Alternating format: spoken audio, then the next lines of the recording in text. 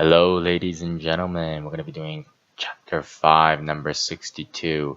So first, I drew the diagram. I already drew that beforehand. So we labeled all our givens. The mass is 2 kilograms and the theta is 30 degrees.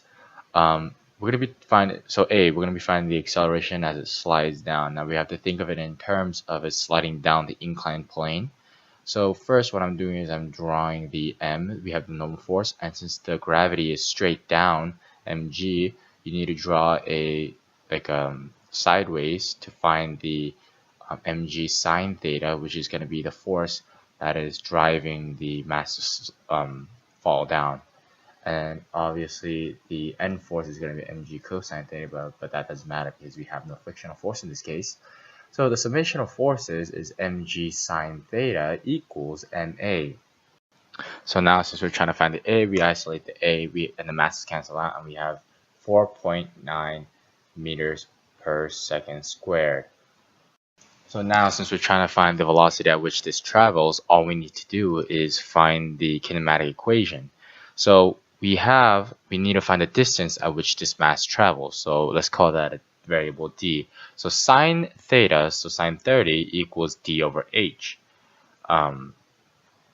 H being the small h, which is 0.5 meters. So d equals h over sine theta, and that will give you 1 meter.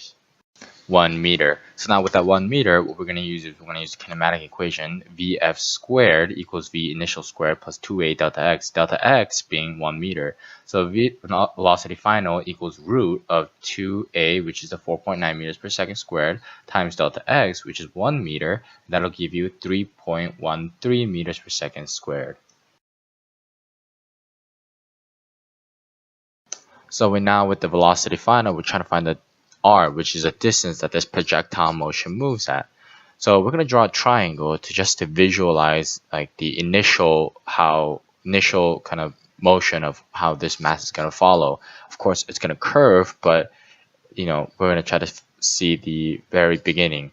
So we have an angle which is 30 degrees, and we have the mass, and that's going to be following at this projectile motion, as you can see right there. It's it's going to curve eventually, but not until then. Now, the green pen indicates the velocity final. That's 3.13 meters per second. So the x direction is 3.13 cosine 30, and the y direction is 3.13 sine 30. Now, with the x component of the velocity, we're going to be doing the x component of the, the kinematics. So delta r equals v initial times t plus half a t squared. Now a is constant since it's in the x direction, and therefore delta r equals 3.13 cosine 30 times t. Now t we do not know yet, so therefore we have to find t, which is the question in the letter D.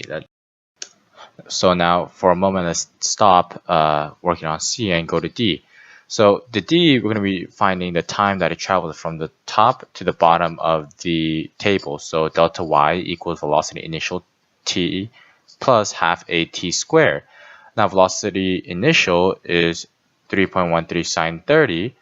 Acceleration is negative 9.8 meters per second.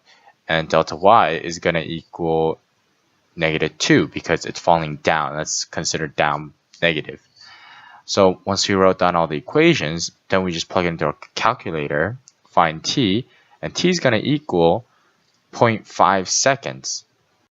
Now plug that back into the delta r equals 3.13 cosine 30 times t, and t is just going to be 0.5 seconds, and that'll give you 1.355 meters. Now the last question is asking if the mass affects the overall time, velocity, and the distance that it travels. So no, obviously it doesn't, because the acceleration, the initial acceleration at which it comes down from the inclined plane, the masses cancel out. A is left with g sine theta. So therefore, the mass does not affect the acceleration or any of the calculations in this problem. And again, thank you for joining Physics with Sean Nam.